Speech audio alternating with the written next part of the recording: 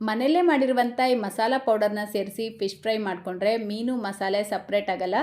ಮೇಲೆ ಕ್ರಿಸ್ಪಿಯಾಗಿ ಒಳಗಡೆ ಜ್ಯೂಸಿಯಾಗಿ ತಿನ್ನೋದಕ್ಕೆ ಸಖತ್ತಾಗಿರುವಂಥ ಈ ಫಿಶ್ ಫ್ರೈನ ಮನೆಯಲ್ಲೇ ಸಿಂಪಲ್ಲಾಗಿ ಮಾಡ್ಕೊಳ್ಬೋದು. ಸೊ ಬನ್ನಿ ಹಾಗಿದ್ರೆ ಮಸಾಲ ಪೌಡರ್ ಮಾಡಿಬಿಟ್ಟು ಫಿಶ್ ಫ್ರೈ ಯಾವ ರೀತಿ ಮಾಡೋದು ಅಂತ ತಿಳಿಸ್ಕೊಡ್ತೀನಿ. ಮೊದಲು ಈ ಮೀನು ಫ್ರೈ ಮಾಡ್ಕೊಳ್ಳೋದಕ್ಕೆ ಹೋಮ್ ಮೇಡ್ ಮಸಾಲ ರೆಡಿ ಮಾಡ್ಕೊಳ್ಳೋಣ.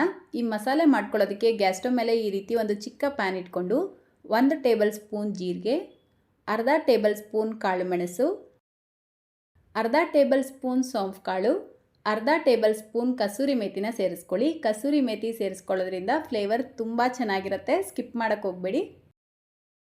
ಈಗ ಇದನ್ನು ಲೋ ಟು ಮೀಡಿಯಮ್ ಫ್ಲೇಮಲ್ಲಿ 1 ರಿಂದ 2 ನಿಮಿಷ ರೋಸ್ಟ್ ಮಾಡ್ಕೊಳ್ಬೇಕು. ತುಂಬ ಹೊತ್ತು ರೋಸ್ಟ್ ಮಾಡೋಕ್ಕೆ ಹೋಗಬೇಡಿ. ಆ ರೀತಿ ಮಾಡಿದ್ರೆ ನೀವು ಪೌಡರ್ ಮಾಡಿದ್ಮೇಲೆ ಈ ಪೌಡರ್ ಕಸರೆ ಬಂದುಬಿಡುತ್ತೆ. ಸೊ ಜಸ್ಟ್ ಬಿಸಿ ಆದರೆ ಸಾಕು. ನೋಡಿ ಈ ರೀತಿ ಇದನ್ನು ರೋಸ್ಟ್ ಮಾಡಿಕೊಂಡು ಸ್ವಲ್ಪ ತಣ್ಣಗಾದ್ಮೇಲೆ ಒಂದು ಬ್ಲೆಂಡರ್ ಜಾರ್ಗೆ ಸೇರಿಸ್ಕೊಳ್ತಾ ಇದ್ದೀನಿ. ಇದರ ಜೊತೆಗೇ ಈಗ 1/4 ಟೀ ಸ್ಪೂನ್ ಅರಿಶಿನ, ಅರ್ಧ ಟೇಬಲ್ ಸ್ಪೂನ್ ಅಚ್ಕಾರದ ಪುಡಿ, ಅರ್ಧ table spoon Kashmiri red chilli ಪೌಡರ್ನ ಸೇರಿಸ್ಕೊಳ್ಬೇಕು, ಕಲರ್ ಚೆನ್ನಾಗಿರುತ್ತೆ.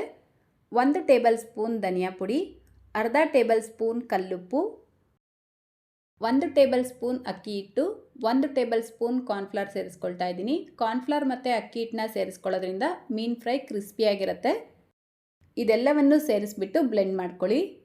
ನೋಡಿ ಆದಷ್ಟು ಫೈನ್ ಪೌಡರ್ ಮಾಡಿಕೊಂಡು ಇದನ್ನು ಒಂದು ಏರ್ಟೈಟ್ ಬಾಕ್ಸಲ್ಲಿ ಹಾಕಿ ಸ್ಟೋರ್ ಮಾಡಿಕೊಂಡ್ರೆ 1 ತಿಂಗಳಾದರೂ ಹಾಳಾಗಲ್ಲ. ನಿಮಗೆ ಯಾವಾಗೆಲ್ಲ ಫಿಶ್ ಫ್ರೈ ಮಾಡಬೇಕು ಅನ್ಸತ್ತೋ ಇನ್ಸ್ಟೆಂಟಾಗಿ ಈ ಪೌಡರ್ ಉಪಯೋಗಿಸ್ಕೊಂಡು ಮಾಡ್ಕೊಳ್ಬೋದು.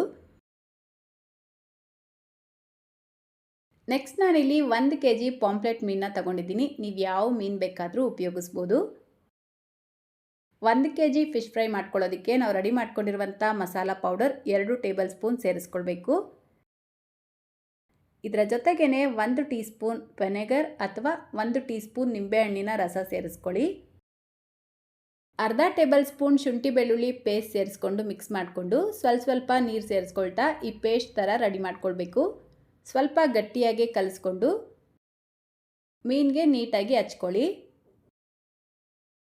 ನೋಡಿ ಈ ರೀತಿ ನೀಟಾಗಿ ಹಚ್ಬಿಟ್ಟು ಇದನ್ನು 1 ರಿಂದ 2 ಗಂಟೆ ರೆಸ್ಟ್ ಮಾಡೋದಕ್ಕೆ ಬಿಡಬೇಕು.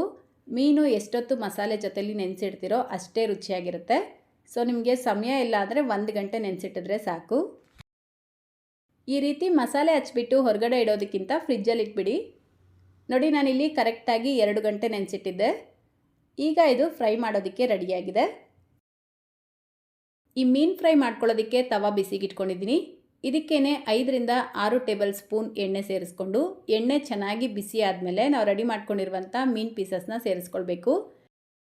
ಇದರ ಮೇಲ್ಗಡೆನೆ ಸ್ವಲ್ಪ ಕರಿಬೇವಿನ ಎಲೆ ಸೇರಿಸ್ಕೊಳ್ತಾ ಇದ್ದೀನಿ. ಈ ಕರಿಬೇವಿನ ಎಲೆ ಜೊತೆಗೆ ಮೀನು ಫ್ರೈ ಮಾಡ್ಕೊಳ್ಳೋದ್ರಿಂದ ಮೀನು ಫ್ಲೇವರ್ ತುಂಬಾ ಚೆನ್ನಾಗಿರುತ್ತೆ. ಈ ರೀತಿ ಮೀನು ಸೇರಿಸ್ಕೊಂಡು ಲೋ ಫ್ಲೇಮ್ನಲ್ಲೇ ಒಂದು 3 ನಿಮಿಷ ಇದನ್ನು ಚೆನ್ನಾಗಿ ಫ್ರೈ ಆಗೋದಕ್ಕೆ ಬಿಡಬೇಕು. 3 ನಿಮಿಷಗಳ ನಂತರ ನಿಧಾನಕ್ಕೆ ಉಲ್ಟಾ ಮಾಡಿಕೊಂಡು ಮತ್ತೊಂದು ಕಡೆನೂ ಫ್ರೈ ಮಾಡ್ಕೊಳ್ಳಿ. 2 ಕಡೆ ಕಲರ್ ಚೇಂಜ್ ಆಗಿ ಕ್ರಿಸ್ಪಿ ಆಗಿದ ತಕ್ಷಣ ಇದನ್ನು ತಗೊಂಡ್ರೆ ಸಖತ್ ಕ್ರಿಸ್ಪಿ ಆ್ಯಂಡ್ ಟೇಸ್ಟಿಯಾಗಿರುವಂಥ ಮೀನು ಫ್ರೈ ರೆಡಿ ಆಗುತ್ತೆ. ಇದೇ ರೀತಿ ಉಳಿದಿರುವಂಥ ಎಲ್ಲ ಮೀನು ಫ್ರೈ ಮಾಡ್ಕೊಳ್ಳಿ. ನೋಡ್ಬೋದು ನೀವು ಮೀನಿಂದ ಮಸಾಲೆ ಸ್ವಲ್ಪನೂ ಸಪ್ರೇಟ್ ಆಗಿಲ್ಲ. ತಿನ್ನೋದಕ್ಕೂ ಅಷ್ಟೇ ಬಹಳ ರುಚಿಯಾಗಿರುತ್ತೆ. ಒಂದು ಸಲ ಈ ಹೋಮ್ ಮೇಡ್ ಮಸಾಲ ಟ್ರೈ ಮಾಡಿಬಿಟ್ಟು ಫಿಶ್ ಫ್ರೈನ ಮಾಡ್ಕೊಂಡು ತಿನ್ನಿ, ಸಖತ್ತಾಗಿರುತ್ತೆ. ಇವತ್ತಿನ ಈ ರೆಸಿಪಿ ನಿಮ್ಗೆ ಇಷ್ಟ ಆಗಿದ್ರೆ ಲೈಕ್, ಶೇರ್, ಕಮೆಂಟ್ ಮಾಡೋದನ್ನು ಮರಿಬೇಡಿ. ನಮ್ಮ ಚಾನಲ್ನ ಹೊಸದಾಗಿ ನೋಡ್ತಾ ಇದ್ರೆ ಸಬ್ಸ್ಕ್ರೈಬ್ ಮಾಡ್ಕೊಳ್ಳಿ. ಫೇಸ್ಬುಕ್ಕಲ್ಲಿ ನೋಡ್ತಾ ಇದ್ರೆ ಫಾಲೋ ಮಾಡಿ ಅಂತ ಹೇಳ್ತಾ ಇದೇ ರೀತಿ ಮತ್ತೊಂದು ರೆಸಿಪಿಯೊಂದಿಗೆ ಸಿಗೋಣ. Thank you.